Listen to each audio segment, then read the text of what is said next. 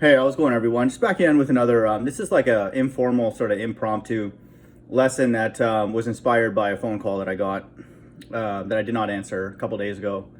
And I think I know how my number got leaked, but somebody left. The voicemail was something about Shirag. There's a way. I know a way you could earn money by honoring God's laws, something like that. And so, just based on where the phone call was placed, I think I know how my number got leaked. And I would prefer, somebody ask me before, they share my number with anybody. I don't really get any phone calls. It's like most of my phone calls are like robocalls, and then maybe like one other person who I golf with. And otherwise, I don't use my phone. I don't answer any phone calls. So it's unusual for me to get a call and then, a voicemail of somebody who knows my name. But, so just, I think the person knows who they are. Just, I would ask you to not do that. I'm not on the job market, and that's part of this lesson. I don't really, just kind of a brain dump. And so, or I am on the job market under these particular conditions, and I'm going to list those. And so I do remember one experience though where I was golfing with a rapper, a Houston rapper named Scarface, and he's a member at the golf course that I play at. And this is a while ago because I just saw on Instagram that he's undergoing a kidney transplant. So I hope that goes well for him. But he gave me his number after we played because he saw that I was a good golfer and he was trying to get better, and we had a good time playing 9 holes. And then the person in the group, after he left, asked, if I got his number, and I was torn, because like the guy was like, maybe I could, reach out to him for promotional things for his company, and I was torn. Like, do I be the bad guy, and give this not give this person his number, and respect, Scarface's privacy because he didn't give that other person, his number. He gave me his number specifically for golf in the future. And so I ended up giving, that person Scarface's number because I just thought, well, if he reaches out to him and he doesn't want to talk, he'll just block him. But the right thing to do, the honorable thing to do, again, this is a long time ago. Nowadays, I don't take anybody else's number. I can't play with anybody except for this one person because, I know certain things that, about him, and like that what he stands for and stuff. So that number is essentially down to 1 at this point. But so this was a while ago, but so I feel like it's payback for that. So fair enough. I'm not upset about that. But I would just say the honorable thing to do is to ask somebody first. Hey, like, I have your number, and do you mind if I share it with this person? That kind of thing. That's what I should have done with Scarface first, and then handed his number to that person. But so I'm cool with it because I'm guilty of it, but just the right thing to do for all of us. That's what we should do. But about that person's voicemail, and then a couple people have left a message about options to work in this system without, having to deal with that stuff. And so I'm completely off the job market. Okay. And I want people to understand, this is again, the topic of this lesson, right? So we have God's laws. And then in the New Testament, Jesus actually raises the bar because now he gives us a walking example of himself, of a man fulfilling the law. Okay. In a very, tumultuous time period. Of course, people who, are against him and all that. So it wasn't just, he was just every day relaxing, it was just easy for him. It was very challenging, because people were against his ministry, and even his own people were against him. So he practiced it during a time of adversity, which is absolutely incredible because it's easy to honor it. If like he's amongst the Israelites and then a small group that are honoring his laws, he would never have been crucified because those people would never have that thought to do that. And then, he would just live like a quote normal life and then, pass away. But since he was born into the Israelites, because he's an Israelite himself, of course, the chief Israelite, they had to have evil Israelites in there to, persecute him, and ultimately conspire to put him on the cross. And so ultimately it was God who was orchestrating this because the deceived and the deceiver are his, and that's always been the case. And so that we know. But from an earthly perspective, he was honoring God's laws amongst people that weren't. And so that's an incredible thing, just that in and of itself. And then he raised the bar by adding his own quote unquote laws to that no one told him that. No, he didn't go to anybody, hey, can I, add a few things or whatever. He got that from the Most High, the Heavenly Father. And these are laws related to mercy. Okay, compassion, patience. Okay, it's not just, one offense and then we're going to do this right away. Now he knows, because he can read people's spirits, of course, who's on his right-hand side and who's being pruned for the kingdom and who's doing the pruning, okay, God's left-hand side through God. So he obviously has a deep awareness of that. But, he had the option to be patient, and that kind of thing, or to be merciful, or to delay judgment. There's always going to be a judgment, no doubt, for everything, good or bad, that we do. But that's what he added to the law, because there was no law in the Old Testament. Thou shalt be merciful. Thou shalt be forgiving. That's not part of the law. Okay. And so the law was ultimately designed for people to figure those out on their own. Okay. And then we know that now, at this point. And so certainly lots of Israelites throughout human history have figured it out. Okay. They didn't need to be taught that. People in the Old Testament, Moses, all these, Daniel, Job, all these people. Okay. They understood what was going on. They weren't using the law to go and manipulate other people or to show how much better they are than others. Of course, they would never do that. And so the law immediately brought them humility, because they were aware of the fact that there was going to be this individual on the scene down the road who was going to honor the law perfectly, and they will not ever be able to do it like that. John the Baptist is a good example, who was Elijah in the Old Testament. So they were very aware that they couldn't do it as well as Christ did. Okay. They may have little moments where they're doing it, but not fully and completely, not with every breath. Okay. Because the fullness of the law was taught to Christ by the Heavenly Father. Okay. And so he raised the bar of the law. He took all the laws that were there as his foundation, and then he added a few of his own, quote unquote, his own, but it came from the Most High. Okay. And so that's an amazing thing. And so I want people to understand we're allowed to do that too. Okay. As long as the laws that we add are the ones that are consistent with the laws that are consolidated in the New Testament, where Christ says that the new laws, in a sense, are all still the other ones, but to summarize them, all the law and all the prophets and everything you've ever heard from God, the God of the Israelites, can be summarized by loving God exclusively and loving your neighbor. That doesn't, remove or dilute in any way all the other ones that have already existed. Christ is saying that if you're doing that truly at a deepest level, then all those other things are being fulfilled. You get those for free. Just, they're handed to you. Because if you're doing that, none of those other ones will be offended. And not one. It's impossible for you to make a mistake, quote unquote, make a mistake, if you're doing that constantly. And of course, that's difficult. That's harder to do. Why? Because that law, those two consolidated laws, raise the bar. Okay, and I'll read those verses.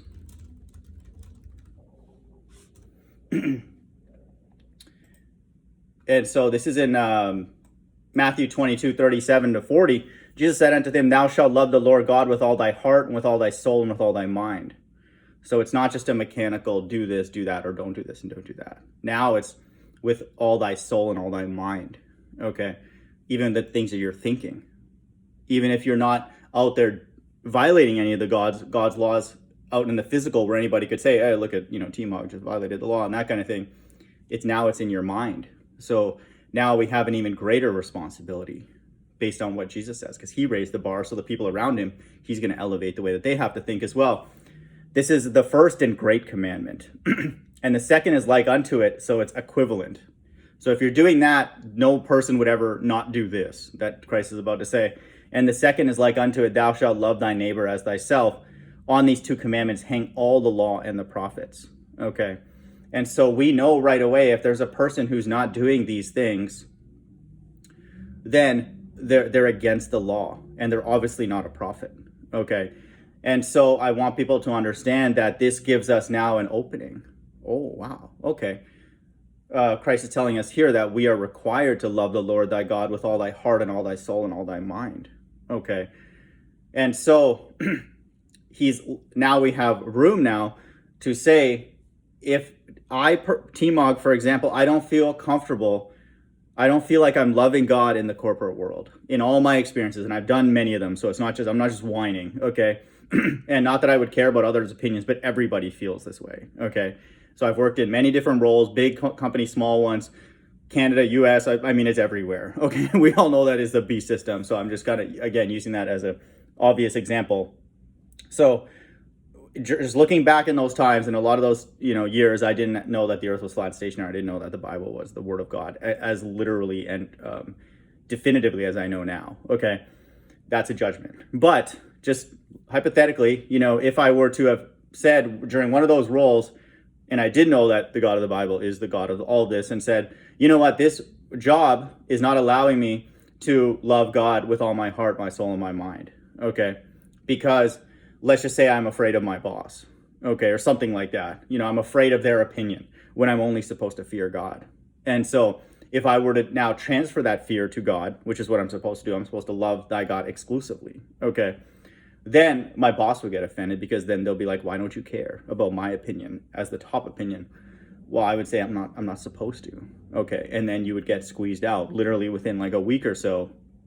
And so I was doing that, but for sort of different reasons. Like, I just thought the whole thing was was boring. But ultimately, if I would have just cited this, during those times, I spent some years kind of away from the Bible, and then I came back to it because of the flat earth, and wanted an explanation, for why the corporate world was so boring and stupid.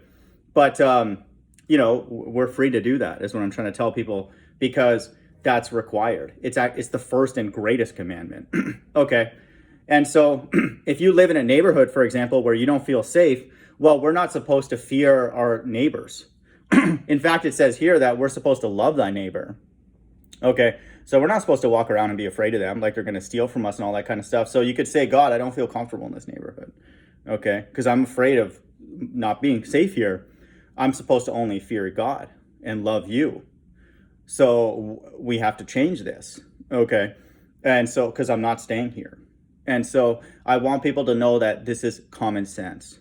And this is going to offend the actors that are on YouTube, and the religious people, and people in your life, and people in your job, and everybody. But I would just say, who cares what their opinion is? Just go by what the Bible says, okay? And so this world is going to get offended by people who say to hell with all of this, and then they want to honor God's laws first and foremost, but then they want to add their own as well that are consistent with those laws. Okay, so I will accept a job anywhere that allows me to honor God's laws first and foremost, and then my own TMoG's laws based on the way that I was created. Some people have a better tolerance for pain, so they can work, potentially a labor job longer than others. I don't. Okay, some people have better tolerance for anxiety. I don't. Okay. Some people have better tolerance for not being able to eat the best foods and still feel energized. I don't. Okay. And the list goes on. Okay. And so I'll work according to the God's laws. Okay. All of them, which are already, no one's going to want that, because I'm not allowed to be a false witness according to God's laws. So I'm not allowed to testify against an evil narrative and just play along in any aspect of it. I have to call what it is. Okay. That's what I'm required to do. What are you doing? Okay, for all you actors on YouTube, I know that you're just acting, but that's what that's just with God's laws first and foremost. Now I want my own. Okay, no, I'm not going to be afraid of anybody. No, I'm not going to lie. No, I don't even want to get paid in fiat money. I want to be paid in gold and silver. Okay, you could pay me in fiat, but then I'm going to then convert that to gold and silver, and then I need that to be operational somehow. Okay. And I can't be involved in a company that charges usury, because that's against God's laws. So how can you be involved in the system if you want to honor God's laws when that system is based on fiat money and interest and usury? So it's impossible. That's just with God's laws. Forget about my own, requests, because I believe that I'm one of the chosen. And if I'm not, I'm going to act like that. So I'm choosy about the people that I want to be around. It's only one person now. on all of earth, even my family, that I feel comfortable even just being around. And, that could change, any moment if they ever do things that are against God's laws. And then I just don't feel comfortable with it. I'll eject from that, quote, friendship. And that he knows that. Okay. And so that also is up for grabs. Okay. And so everything's on the table kind of thing, or to be potentially taken off the table. And so that's the same with the corporate world. And so I just want people to know this is my attitude. And if you're thinking, oh, TMoG's being so choosy and like, oh, look at him, he's on his high horse. Yeah, I am on my high horse. Okay, yes, I am. Why? Because God says that I'm allowed to be that way. Because I'm required, and it's the greatest commandment, to love God with all my mind. Okay. And so if my mind is not able to worship God, then my mind needs to be rested as well. So I'm not working a job where I have to be tired. No, because then there's been many, many studies on this, that if you're tired, your heart rate actually goes up. Okay. And you don't even know it because you're lacking sleep, and then you're more prone to anxiety. Okay. Because you've already have an elevated heart rate. And so that's not an ecosystem where I feel like I can worship God. I certainly can't worship God like this. Okay. How can you worship God like that, for you idiots on YouTube, like End Times Teacher and all these actors? These people are terrible actors. And then you guys go along with them. And I'm just going to point out how stupid you are, anybody who does. And I don't care what people think. Okay. I'm going to be like this person in the Bible. Okay.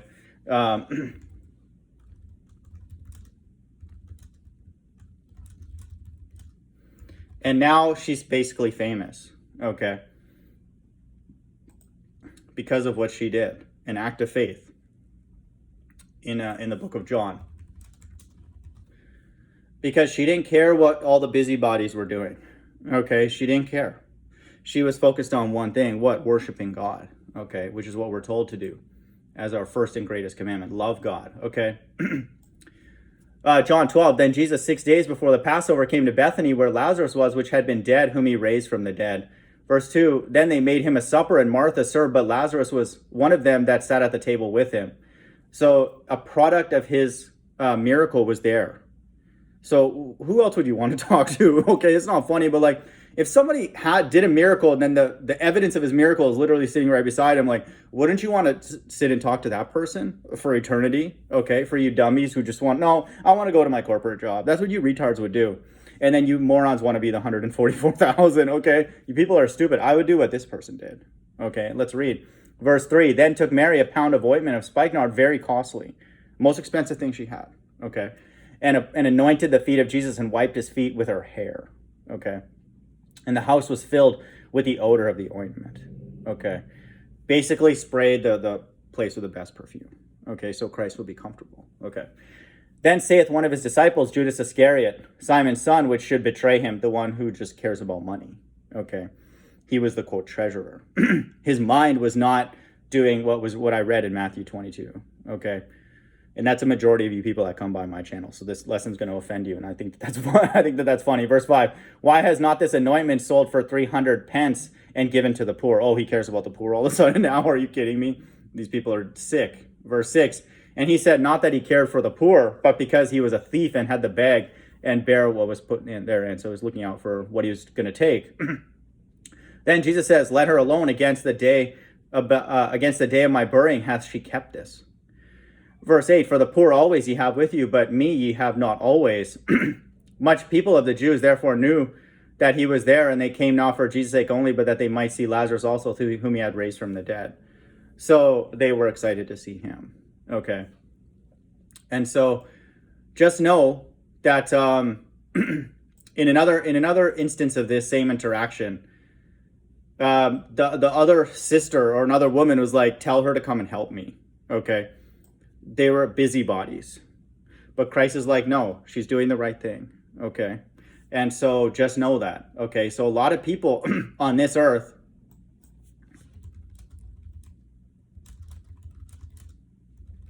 are busybodies, and this whole corporate world is a bunch of busybodies. That's what I view you people as. You people are just running around like literally like monkeys. Okay. You don't have any intelligence. And so no, I'm not going to work in the corporate world. Okay. No, thank you. just to be diplomatic. Okay, I'll be friendly right now, even though I was annoyed that a person reached out to me. Okay. But Martha was cumbered about much serving and came to him and said, Lord, dost thou not care that my sister had left me to serve alone? Bid her therefore that she help me. And Jesus answered and said unto her, Martha, Martha, thou art careful and troubled about many things. Okay. But one thing is needful, and Mary hath chosen that good part, which shall not be taken away from her. Okay. And so Christ also says, in that in that interaction,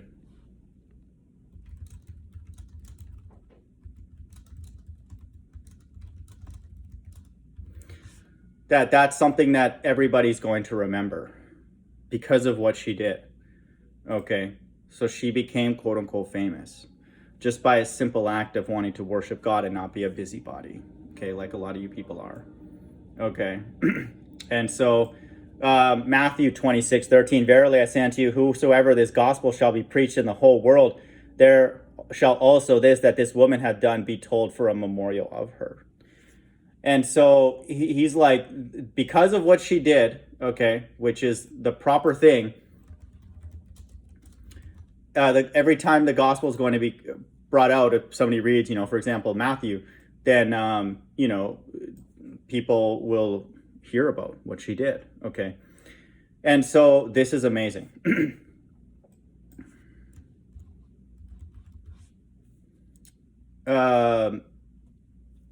This is in the Matthew account. I'll read verse 11, Matthew 26:11. For ye have the poor always with you, but me you have not always. Verse 12.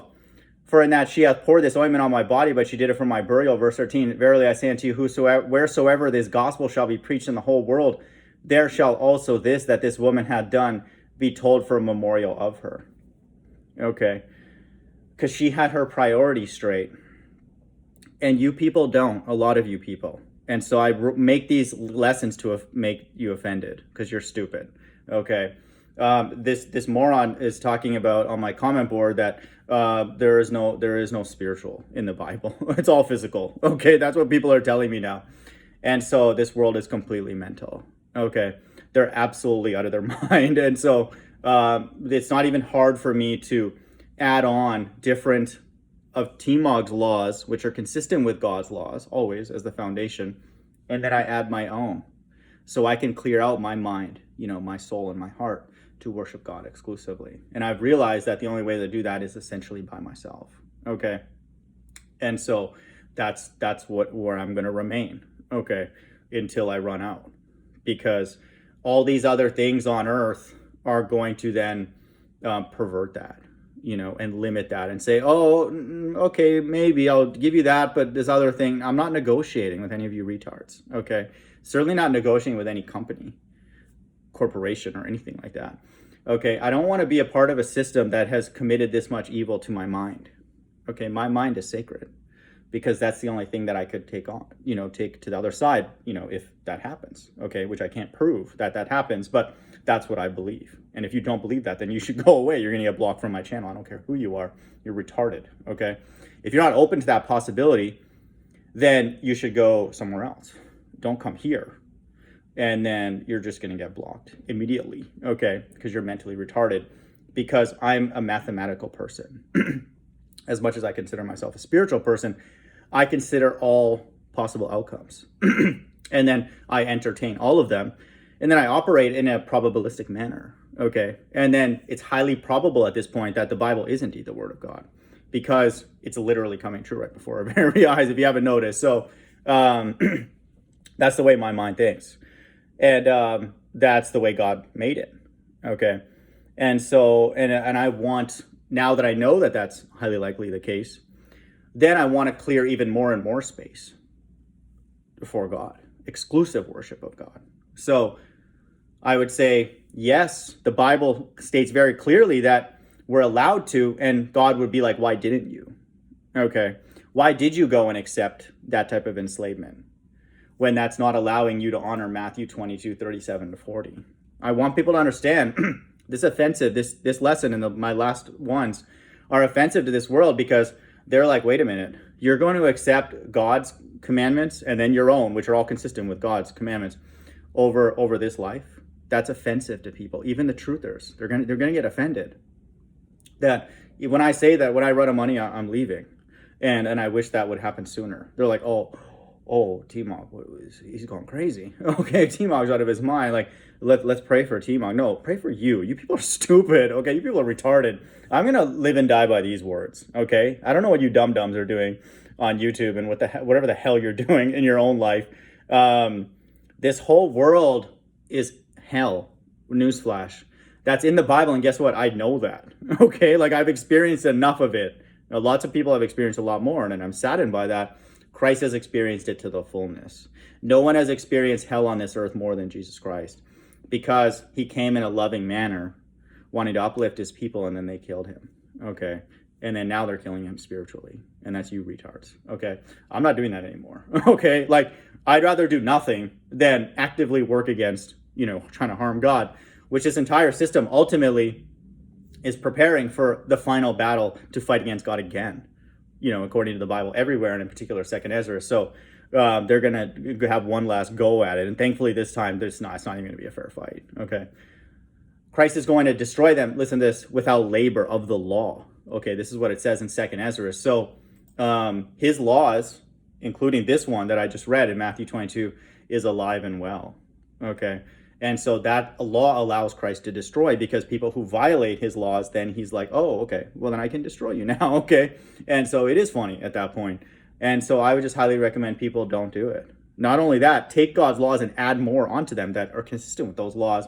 And then consistent with Matthew 22:37, this will offend people like N-Type Teacher, and then people that come by my channel, who pass my phone number around randomly. Okay. And then that's good. Okay. And then you're on my blocked phone list now. Okay, you made it. Okay, you're gonna be on my blocked YouTube list soon. You're gonna be on my blocked phone list. You're on my blocked phone list now. Okay, because you people are disgusting, vile, disgusting monsters, and I don't want anything to do with you. I don't even want to think about people like you existing, because you people have no integrity. You're disgusting. Okay, and so.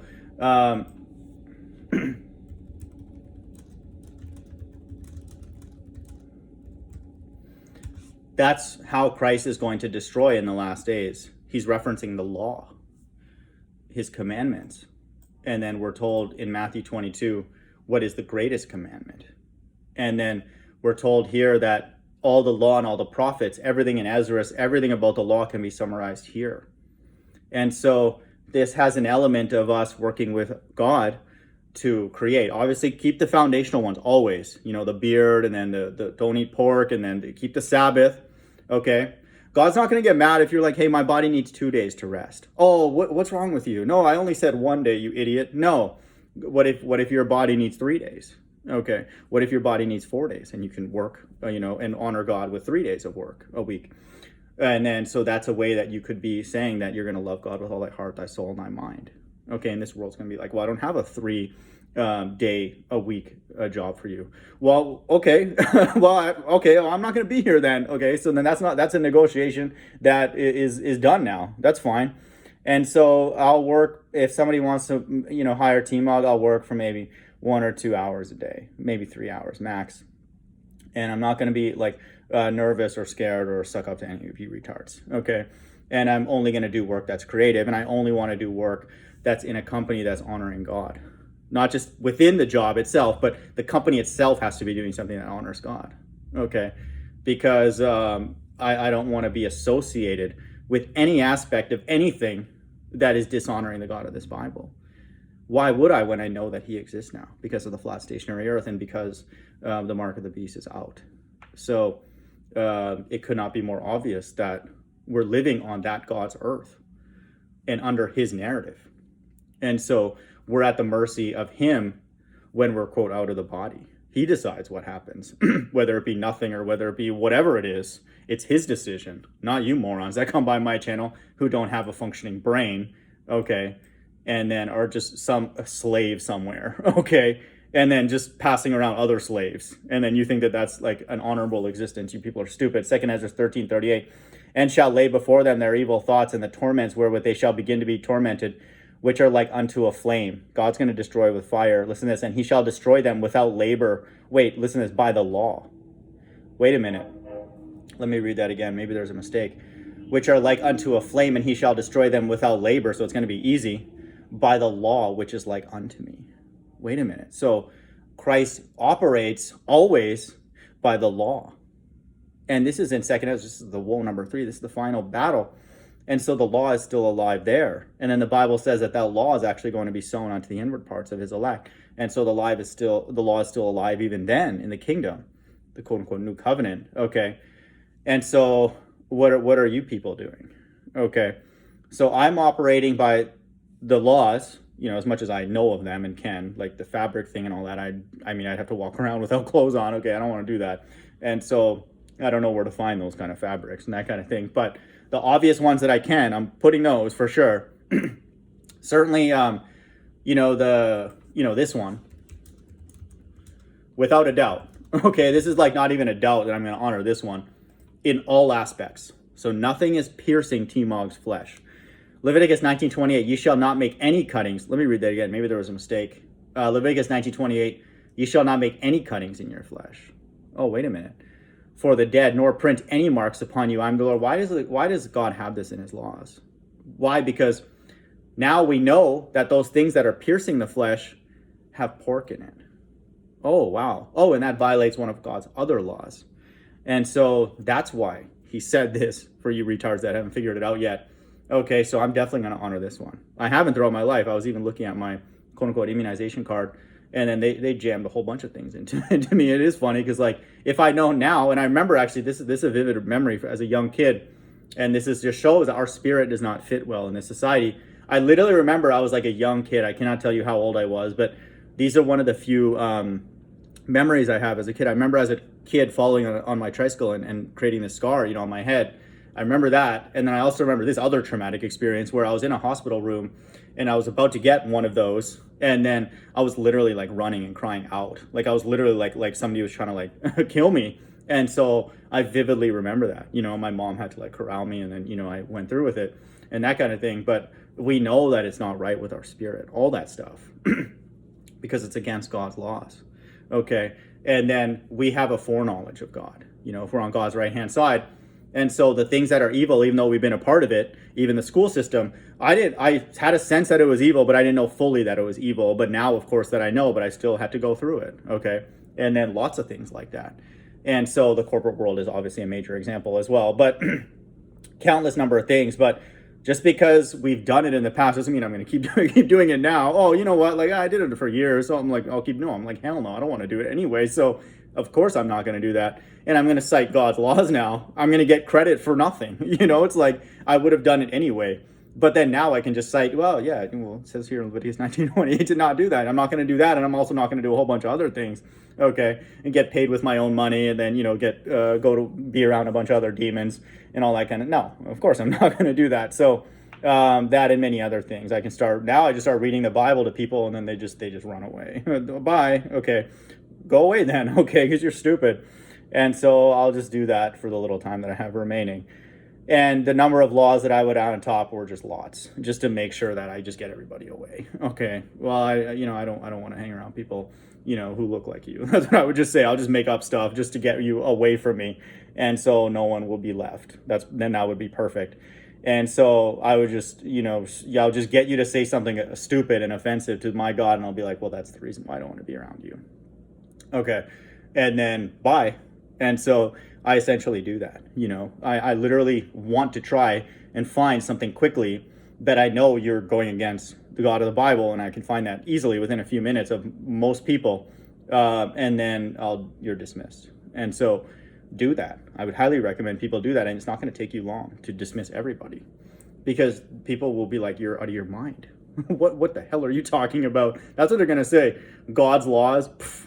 It's like, what does that have to do with anything? Okay, well, now it has everything to do with everything. For me, what about you? Okay, so I'll honor God's laws. Of course, Leviticus 19:28 definitely. 2 Ezra 13:38 implies a law as well, because the entire earth is going to gather together and fight against God. Okay, and that's documented in 2 Ezra 13, which I highly recommend people read. And so I'm not gathering together amongst this innumerable multitude.